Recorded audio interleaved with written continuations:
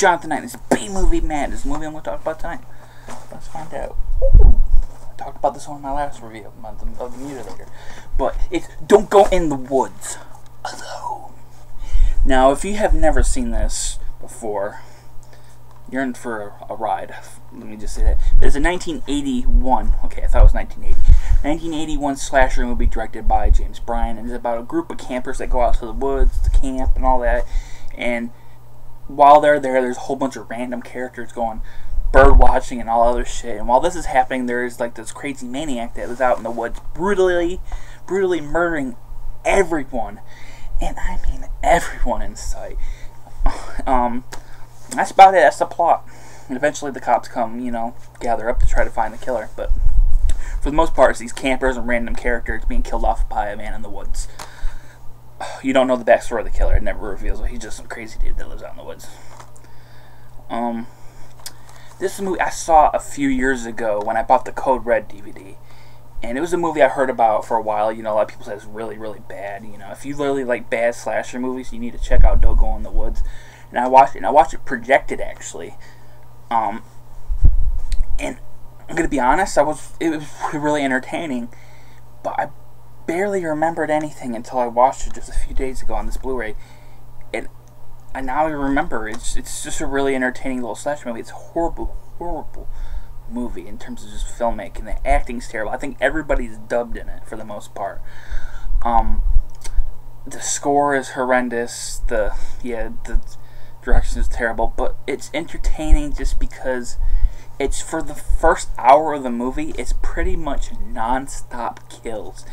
The movie has a high body count just because there's so many random characters going in and out of these woods, and everyone that goes into the woods is just brutally massacred by this maniac that we know nothing about. And that's what makes the movie entertaining, is because the kills are just non-stop. And the thing is, the kills are actually very, very bloody for the most part. They're much bloodier than I actually remember them being. There's one kill in particular that I really like. It's not the bloodiest kill, but it's my favorite, where the maniac, the woodsman, we'll call him the woodsman, wraps a bear trap around this guy's face, and he pulls him up and then just stabs him like a couple times with his. He has like a spear with a knife. He has like a big giant spear with his fur thing around it. And he just stabs him quite a few times. Sorry, I keep on playing with my hat. It's just I'm not used to wearing it. It's so ridiculous. The movie is so ridiculous because of that. It's probably the only slasher movie I can think of right now with just so many random characters that really have nothing to do with the plot. They're just there to be killed. Even the campers really don't have much to do. They're just out there camping. But they're the people that we see throughout the movie. I played my head again. But yeah, the movie is really, really over-the-top bloody. And there's not much in terms of special effects work. There's a guy who gets his arm cut off in a decapitation. It's probably the most special effects work in the movie. Most of it's just people getting stabbed and a lot of Caro syrup or, a lot of fake blood being thrown around, but it works for this movie. I mean, there's not a lot.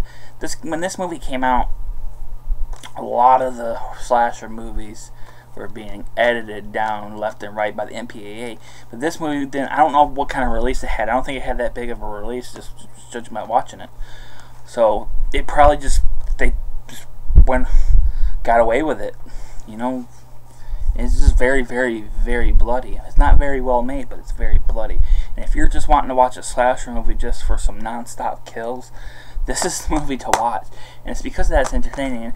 And the killer, like I said, has no motive. You don't know who he is. He's just some weird maniac that lives out in the woods that just kills anything and anybody that he sees. And it's just, for that reason, it's just entertaining. And the movie's fairly short. It's about 81 minutes, so it goes by quickly.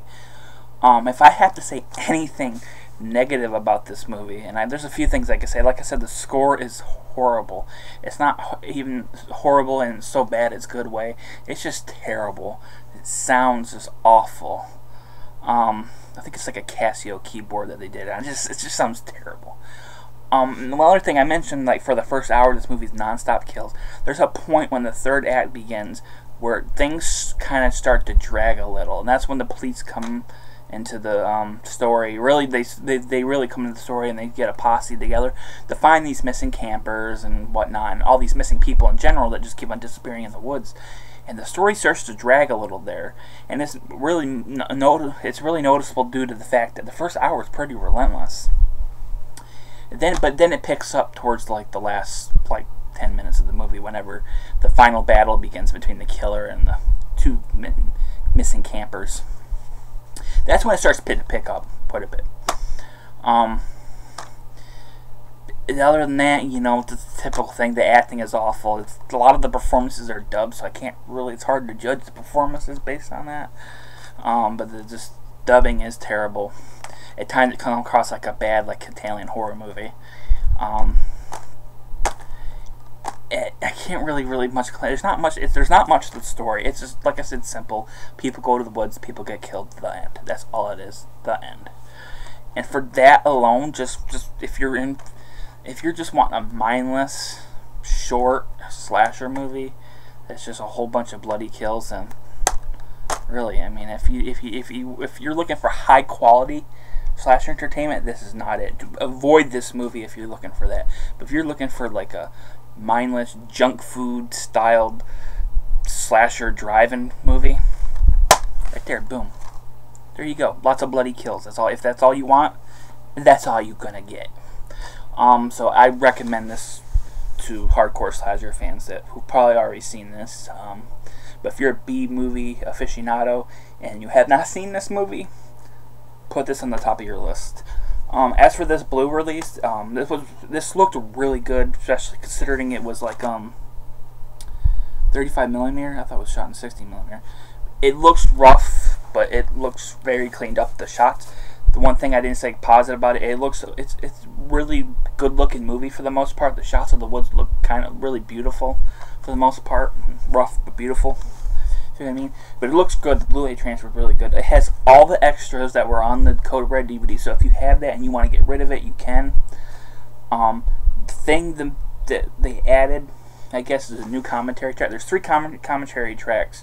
The third one is with this Hysteria Lives. It's a group of slasher fans from all around the world. They run a website called hysterialives.uk, maybe. And they're just huge slasher movies, and they kind of discuss this movie. There's one guy in particular who's a hardcore fan of this movie, and they recognize it that it's a bad movie, but entertaining bad movie with a lot of kills. And they even discuss the pacing problems towards the end, like I did, which is pretty cool. I highly recommend this release.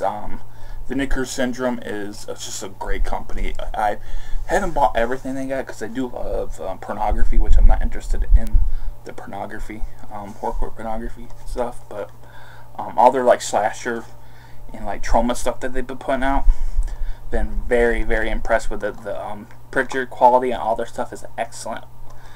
So like I said, if you are a slasher fan and a B-movie aficionado who has not seen this, please pick this up. You will have a good old time. I guarantee it. I'm Jonathan Knight. If you like this video, give me a thumbs up and hit the subscribe button. Like I said, this has been B-Movie Menace. Thanks for watching. For some people, a simple warning is never enough. By the time Alma heard it, it was too late. Something's out there in the woods, and it's killing people. Joni never thought it could happen to her. Ingrid and Peter couldn't believe it happened to them. Something's out there, waiting. Something a little bit wild and crazy. For some people, a simple warning is never enough. It's your decision. If you want it chopped off, just take it to the woods. Remember, the call of the wild is the last thing on earth you want to hear. Don't go in the woods. It's coming soon. For some people, a simple warning is never enough.